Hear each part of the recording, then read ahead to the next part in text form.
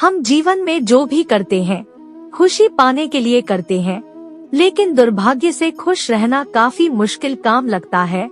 हमें लगता है कि खुश रहने के लिए कुछ खास तरह के हालात होने चाहिए, तभी हम खुश रह सकते हैं, लेकिन ऐसा नहीं है। सद्गुरु बता रहे हैं कुछ आसान से नुस्खे जिन्हें अपना कर हर हाल में हम खुश रह सकते हैं।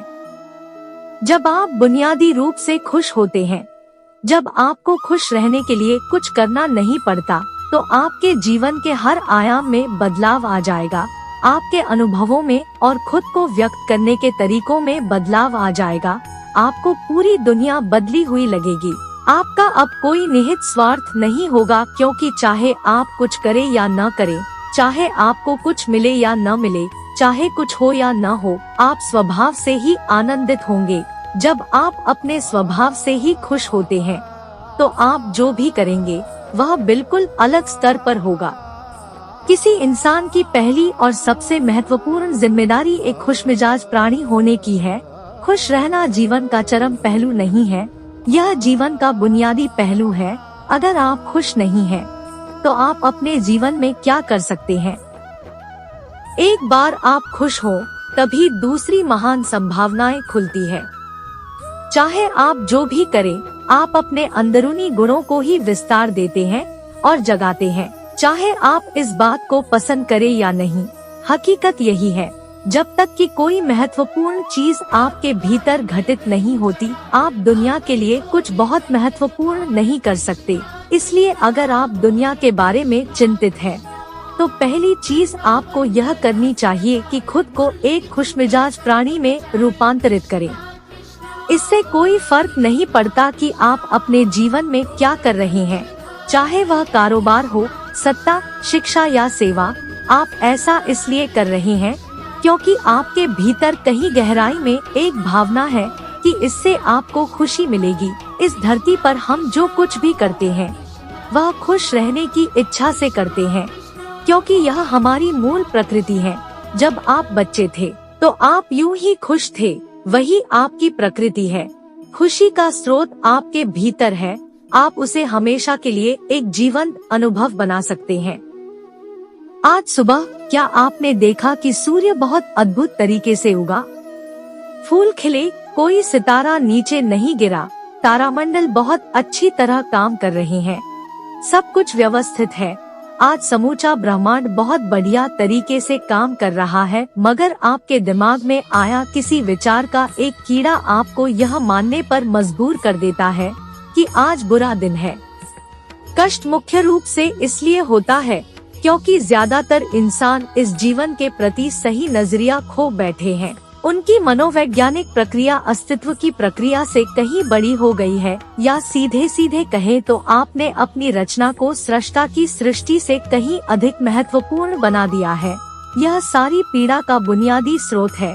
हम इस बात की पूरी समझ खो बैठे हैं कि यहाँ जीवित रहने के क्या मायने हैं। आपके दिमाग में आया कोई विचार या आपके मन की कोई भावना फिलहाल आपके अनुभव की प्रकृति को तय करती है, और यह भी हो सकता है कि आपके विचार और भावना का आपके जीवन की सीमित हकीकत से कोई लेना देना न हो। पूरी सृष्टि बहुत बढ़िया तरीके से घटित हो रही है, मगर सिर्फ एक विचार या भावना सब कुछ नष्ट कर सकती है। जिसे आप मेरा मन कहते हैं, वह असल में आपका नहीं है। आपका अपना कोई मन नहीं है, कृपया इस पर ध्यान दें। जिसे आप मेरा मन कहते हैं, वह बस समाज का कूड़ेदान है। कोई भी और हर कोई जो आपके पास से गुजरता है, वह आपके दिमाग में कुछ न कुछ डाल जाता है। आप वाकई यह चुन नहीं सकते कि किससे आपको चीजें ग्रहण करनी है और किससे नहीं करनी। अगर आप कहते हैं मुझे यह व्यक्ति पसंद नहीं है, तो आप किसी भी और से ज्यादा उस इंसान से ग्रहण करेंगे। आपके पास कोई चारा नहीं है। अगर आपको इस बात की जानकारी हो कि उसे ठीक करके कैसे इस्तेमाल करना है, तो यह कूड़ेदान उपयोगी हो सकता है। असर और जानकारी का यह ढेर जो आपने जमा किया है, वह सिर्फ दुनिया में जीवित रहने के लिए उपयोगी है। आप कौन हैं, इससे उसका कोई संबंध नहीं है।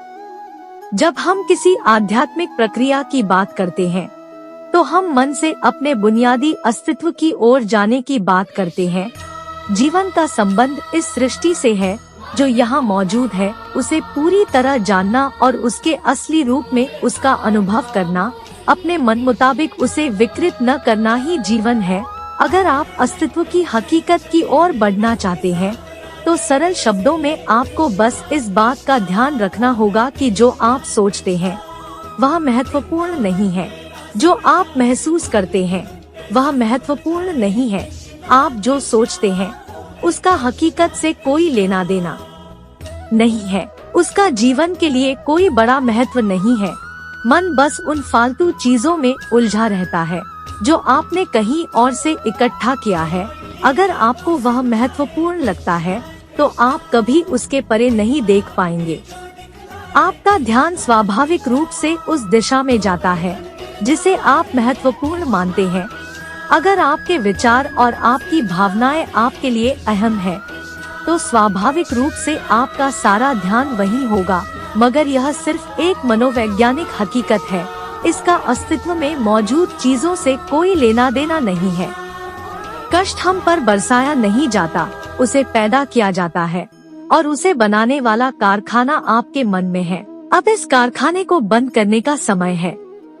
आज हम इतने जोर शोर से खुशी की तलाश कर रहे हैं कि धरती का जीवन ही खतरे में पड़ गया है। खुशी की तलाश में न रहें, दुनिया में अपनी खुशी को अभिव्यक्त करना जाने। अगर आप मुड़कर अपने जीवन को देखें तो आपके जीवन के सबसे खूबसूरत पल वे थे जब आप अपनी खुशी को अभिव्यक्त कर रहे थे, न कि जब आप उसकी तलाश कर रहे थे। जो आप बचाते हैं वह कभी आपका गुण नहीं होगा, जो आप फैलाते हैं, जो आप बिखेरते हैं, वह आपका गुण होगा।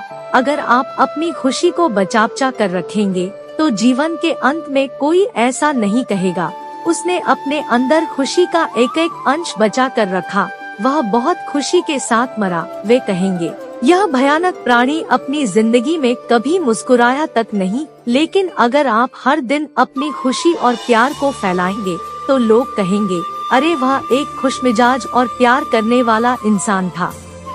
हेलो दोस्तों, वीडियो अच्छा लगा हो तो लाइक और सब्सक्राइब कीजिए।